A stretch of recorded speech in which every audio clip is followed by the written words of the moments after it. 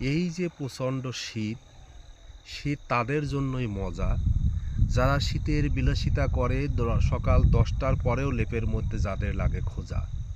কিন্তু তারাই বোঝে শীতের মর্ম, পেটের দায়ে এই শীতেও যাদের করতে হচ্ছে কর্ম।